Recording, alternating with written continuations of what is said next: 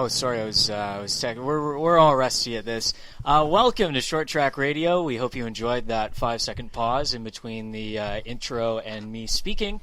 We finally finally got the chance to record something after a 2-month layoff because of weddings and work and all sorts of fun stuff. Yeah, I've been busy, so give me a break, everyone.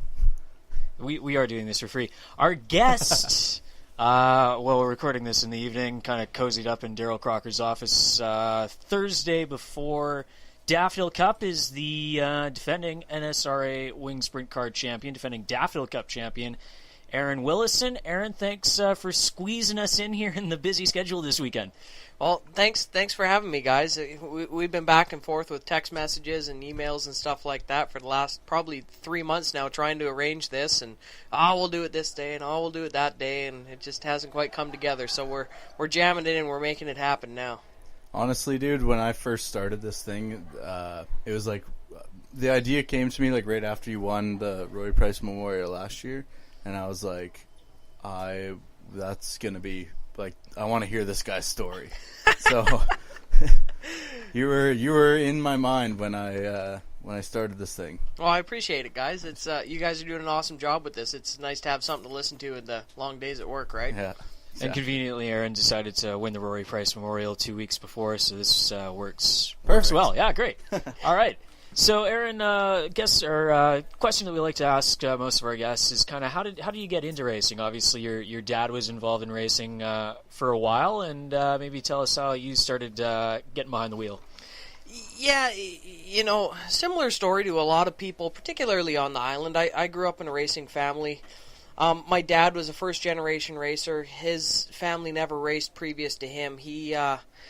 He got exposed to it at work. He was working at an automotive shop, and a guy came in with an old hobby stock that he was racing at Langley Speedway, and they put an alignment in it and did some stuff like that, and he went out on a Saturday night and went, holy shit, this is cool, like, I gotta do this. So I think a year or so later they finally got a car scabbed together, and they went out and ran about the last 3 years or so at Langley Speedway, and have been racing ever since. So I grew up at the track. It was shortly after I was born. Mom and Dad had another late model again, and they were campaigning back and forth between the island and the States a little bit, right? So I grew up at the track, grew up traveling. Our summers were going to the races every weekend, right? And so how did that transition? Obviously, you started out in a mini stock, I believe, and then Focus Midget, and then up to the sprint car. How did the mini stock deal come around? Well, when I was younger, there's a lot of kid racing out there. There's lots of quarter midgets and go-karts and stuff like that. And a lot of people are like, oh, did you go-kart race or did you quarter midget race and stuff like that? And I never got involved in any of that stuff. Mom and Dad had a good look at it at one point and decided it was going to cost more money for me to go-kart racing than it was for them to run a late model. So that got the brakes got put on that real quick. So when I was I want to say 16, I brought home this old Mustang, a little Fox body car, and bought the Steve Smith How to Build the Mustang mini stock book, and I read that thing inside out and backwards about 6 times over that summer, and started picking away at putting this mini stock together, and got out there and started running it at Agassiz, and I ran that car for a few years, and Dad was running his limited late model up in Vernon at the time. So after a couple of years of running the mini stock, I sold that car, and me and Dad started splitting the late model. And so we'd go back and forth weekend to weekend. He'd run one, I'd run another, and we ran that up at Vernon and with Westcar, the predominant late model touring series on the mainland. Ran with that for quite a while, and then I had a fella approach me about running his mini stock and putting it back together and getting it out there, Bob Abney. So I was very fortunate to have a good car owner early on with him, and I got in that 240 SX, and we had an absolute phenomenal season in 2011. I think we won 80% of the main events we showed up to, and it was a big deal. It was a lot of fun, and the car taught me a lot. The mini stock racing, I swear by it. It's momentum racing. It teaches you so much about driving a car that applies to everything else for the rest of your life. When you see people that get put in cars like high-powered stuff, like late models and sprint cars and stuff, right out of the gate, they kind of pick up bad habits, and I want to say they struggle, where you get into low power stuff like dwarf cars or mini stocks or stuff like that. It's a real momentum deal, and it teaches you a lot of the basics and really drills them into your head, right? So obviously, Agassi then started their pavement-focused midget thing. What was the deciding factor in getting involved in that?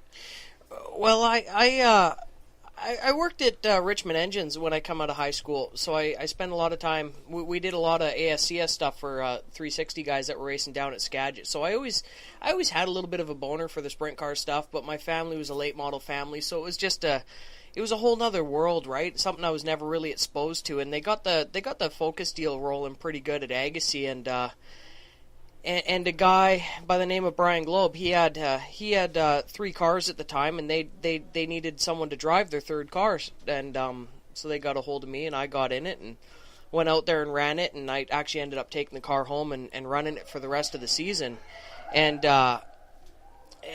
really taking a liking to it, and that's kind of when all the stuff with fenders got for sale signs putting on it, and after that winter we sold the mini stock and sold out of everything else and went and got ourselves a pavement midget, and the rest is history, right?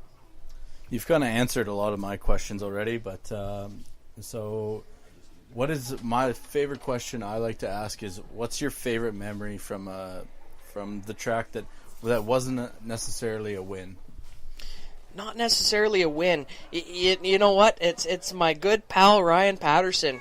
Me and him started out mini stock racing at about the same time, and I will still never hear the end of this. Every single year when it comes up in our Facebook memories, he shares it again and tags me in it. We went to Saratoga, and I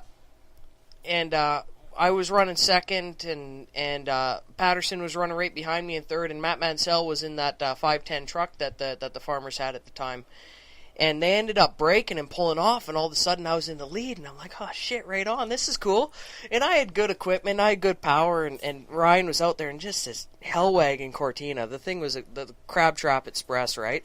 And he's getting bigger in my mirror, and he's picking away at me and picking away at me and picking away at me, and my stuff's starting to go away, and it's pushing in the middle, and I'm really having to whoa her up, and I'm like, holy crap. So he starts taking swipes at me. So every lap in the middle of 3-4, thunk, thunk, right in the middle of 3-4 every lap, and finally I stepped on my dick and kind of got it up the hill a little bit, and there's a blue Cortina jammed down the inside of me, and I'll never live it down. Every single time it comes up on Facebook, every single year is, that time I beat you at Saratoga. So it was a good time. We really had fun. We raced each other hard, and it was a great time, right? Right on. It's a good story. Has there been anything that you haven't raced that you would like to get into? I mean, you're racing the pinnacle, I say, is sprint cars, and super lates are right there with them, but is there anything that you want to jump in that you haven't got a chance to race yet? I would love to run on the dirt. I don't know it. I've never really done it. I've been and hung out at Skagit and stuff like that with friends of mine that have run there, and I would love to do it, but I don't want to do it on my bankroll, because I think the first couple of years would be an awful expensive learning curve. But it'd be a ton of fun. That or running a wingless mod at a super mod at Oswego. Yeah, that'd be cool. Yeah. One other question I'd love to ask, and this might be obvious, is what's your favorite track that you've run at? Oh, my favorite track. For the longest time, it was Saratoga. I absolutely loved that place. It really kind of took the drivers from the people in good equipment, really separated them, and you could carry a car there regardless. So I really got a soft spot in Saratoga. I'm kind of bummed we don't have an opportunity to race there more often. But we went down to California in the fall last year and ran Irwindale, and holy shit, what a facility that is. You can run down in the curb down on the bottom with your left side's touching the grass, or you can run the fence, and you'll be about the same speed regardless of where you are. And it's so neat just to be able to put it anywhere on the track and throw slide jobs on people, and it's cool. And you see all the pictures and all the video and stuff like that, and it looks pretty flat. Maybe there's a little bit of banking up against the wall, and we got there, we flew in and got in the rental car and drove out there, and I got there and I walked up and looked over the fence and about crapped my pants because it's got about 4 times the banking that it looks like it has in the pictures, and it drives like that too. You get out there and you can just sail it down into the corners, and it really doesn't feel like you should be able to do what you're doing. Yeah. Yeah. That's cool. Yeah, we're already talking over this. We're so rusty, Chris. We need so to rusty. First practice. day, guys. Yeah, exactly. We are new. Coming out of podcasting school. So, obviously, Aaron, we touched on the Focus Midget and all that stuff. You had a lot of success with that. And then how did the move into the sprint car come about? I think Nick Woods was the guy you bought your first car off of? Correct. Once I ran the midget for, I want to say a year and a half, 2 seasons, kind of really got my head around the open wheel stuff and the straight axle stuff, and really took a liking to it, and all of a sudden their blinders were up, and I got to do more, and I got to run a sprint car, and I got to run a wing car, and we worked really, really hard towards it, and worked really, really hard and put a lot of money away, and I was on the internet for like a year and a half just searching, trying to find a car and looking at stuff and looking at different things, and I kind of knew I didn't want a beast because 95% of the stuff we're going to race against is a beast, and you're not going to beat them if you show up with the same shit, so I wanted something else. I had an idea in my mind of what I wanted, and I seen this car floating around the internet that Nick Wood had up in Kamloops there, and the price was right, and there was a bunch of stuff that came with it, and we realistically couldn't afford it, and we got in way over our heads, but Brittany looked at me one day and said, like, can we do this? And I'm like, yeah, we just got to get there and show ourselves and make a name for ourselves, and then it'll take care of itself. Trust me. And I wasn't very confident when I said that, but she believed me, and that's what counts, right? So I talked her into spending every penny we had, and right on.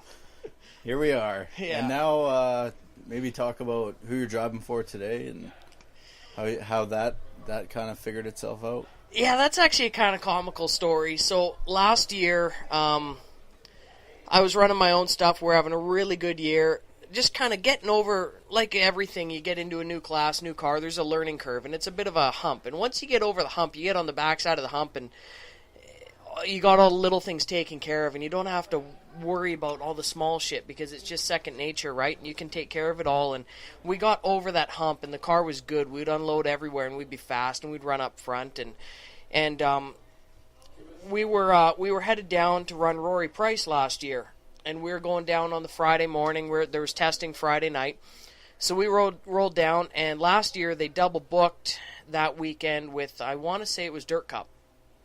So we drove down to Highline because I had no fuel, and we needed fuel and a couple of parts and this and that. The parts weren't the end of the world, but we needed fuel. I didn't have a drop of fuel. So we roll up to Highline. It's closed. Lock on the door. Fuck. Okay. And there's a little post-it note. We're at the Speedway. Come see us there. And I'm like, oh, God damn it. I don't want to drive. I don't want to drive all the way back to Skagit and buy a pit pass to get in the fucking pits to go get fuel so we can drive down to Monroe and hot lap tonight. Like, it's a total pain in the ass. So I looked around the corner, and Shark Race Engines is right behind Highline down in Cedar-Woolley there. And the Rendell's trailer was there, and they had the car unloaded, and they had just picked up a new motor from Mark, and they were putting it in. So I wandered around the corner, and I'm like, I'd never really dealt with Mark and stuff like that before, and I had known Rod and Gord Rendell when I worked at Richmond in the past. We were building their motors for them for quite a few years, and we raced mini stocks together and stuff, so we had a bit of a relationship. We weren't like buddy-buddy, right? But we saw very good acquaintances, right? So either way, I went over there, and I'm like, hey, you guys got fuel? And Rod's like, oh, yeah, Mark's got fuel, so awesome. So I bought a bunch of fuel off Mark and filled my drums up and stuff like that. And the way we load my trailer there, it's a bit of a circus. We ended up having to run about 14 drums back and forth to fill, or 14 jugs back and forth to fill the drum up in the front of the trailer without having to unload the entire trailer to fill the drum up. So in between running all these drums back and forth, Rod sticks his head in the trailer while I'm pouring a jug of fuel into this drum, and he goes to me, hey man, we got this fella Trevor Moran, really nice guy. He's coming up to drive for us this weekend. But he had to work Friday or whatever the scenario was. He's not going to be able to get here till Saturday. We just got this brand new motor in the car. If we tow down there, will you get in it and we'll just push it off and make the thing bark and make sure nothing falls off or leaks or anything like that? And I looked at him like, yeah, Rod, you know what? I'm going down there anyways. I got a couple things to test on my own car, and I'll get in it for you and I'll shake her down. No problem, right? So we drive down, load up on fuel, drive down to Monroe, unload there, park right beside Rod and Gord. They get the car unloaded, and I get out in my car, do a hit on it. We're having a fueling problem, so I ended up having to change the tail tank, side note. And so I jump in Rod and Gord's car and go out there, and they're like, it's a brand new motor. I'm like, well, what do you want me to do? Do you want me to run the wheels off it? And they're like, well, you're a driver, you know what you need to do. And I'm like, well, I'll take her easy and just make sure nothing goes totally pear-shaped here. So I went out there and ran around about 3/4 throttle and came back in and just gave him some feedback, and maybe change the gears a little and adjust this here, and the frame rails are hitting the track there, pick the car up and this and that, right? And then I went back over and worked on my own program and did a couple hits on it, and then Rod comes back and he goes, hey, we made some adjustments and stuff like that. Do you mind getting in this thing? Okay, so I get in, I'm belting in the thing, we roll up to the lineup, and Gord leans in and goes to me, beat on this fucking thing. What do we got? We need to see it, right? And I'm like, yeah, yes, sir. Yeah, no problem. I can do that. So we went out there and ran her hard and ran laps. Well, honestly, I think I went a tenth quicker in their car than I did in my own. And then we went out Saturday in my own car and had a really standout day. Qualified well. Hi, Mom. My mom's waving through the window. So we qualified well, drove through the field, just had one of those cars that you dream of, right? Where you could put it anywhere on the track, drove around people like they didn't even know what they were doing. So it was a pretty awesome deal. So we finished that night on high, got good and drunk, and woke up in the morning and Brittany had a message on Facebook, and it was from Rod, and it said, have Aaron call me, with his phone number. And I don't know if Rod was drunk or his comprehension of Facebook isn't to the point of being able to private message, because he posted it on her wall. Right? It's a secret, guys. It's a secret. Yeah, total secret here, right? It's on Brittany's wall. Like, people are liking it and stuff, right? So Brittany's like, Rod wants you to call him. And I'm like, oh, I wonder what the hell he wants. Maybe I broke something or left something in their collar or whatever. So I'm like, well, screw them. We're all hungover and we're down the States and I don't feel like paying the long distance. So we drove home and sat around at home and had a couple of beers there. I phoned Rod up and I said, hey, buddy, what's on your mind? And he goes, well, we're kind of in between drivers and we really like having Trevor drive for us, but he's commuting from Boise and they had Mike Haslam in the car a couple times, but he was... couldn't make all the races, he was running his wingless deal and leading the points in that. And that's a pretty big deal on the island here. This Will Rock series is kind of the pinnacle of the local shows, right? And he said, would you be interested in running our stuff? And I said, Rod, yeah, I think we can make that work, right? I don't see why not. You guys got everything under the sun. We got great cars, great motors, great group of guys, and it's really the whole deal working with the farmers has gone better than I ever could have expected. They're a great group of guys. I really got to know them more than I ever had, right? I only kind of knew them at face value and as acquaintances, and now I want to say we're family, right? And we got Indian Larry working with us and Dale Taylor, and they're just awesome guys, and we have a great time. We're always laughing and yelling and screaming at each other wherever we go, and it's been an absolutely phenomenal deal so far. Yeah, I don't know the whole crew, but James Campbell is like a brother to me. So yeah, he's the dude, hey? Yeah, he is the dude. I keep telling him, I'm like, you're the big guy in this team, and I'm the short mouthpiece that talks myself into problems. So one of these days, I'm going to talk you into a fight. I keep trying to get him on here, but he needs to be drunk because he talks better when he's drunk. So, I mean, I'm sure we could arrange it. But I think he's in the beer gardens now. I think there's a chance. Yeah, you guys got a fourth mic? We can go track him down. We don't quite have the budget for that yet. Yeah, not yet. Yeah, one day. Yeah. Yep. So just before we finish this, maybe recap last week or 2 weekends ago. Obviously, you managed to get your second straight Rory Price Memorial win. you guys had kind of been fighting some problems, not necessarily at the beginning of the night, but mainly in the main event time, just things not quite coming together. But everything finally kind of clicked 2 weekends ago. Yeah, it was one of those nights. This car we've been running, we basically built from scratch. The Rod and Gord had a car they had sitting out back that they were just never really happy with. So me and Dale took it over the winter and cut it up and moved this and changed that and kind of built what we wanted as a race car.